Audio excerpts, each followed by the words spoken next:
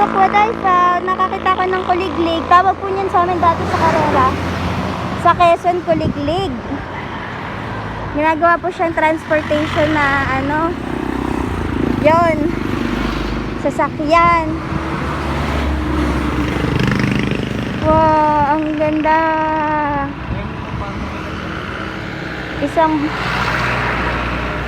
Kaya po gusto namin naglalakad kasi ang dami namin nakikitang magandang tanawin. Pag madami po kasing green na puno, mga halaman, nakaka-relax.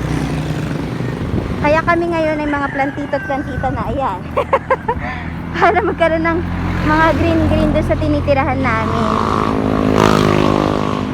Ay, ang aming hipon kailangang takpan kasi mausok. Medyo mausok na dito, madami ng sasakyan.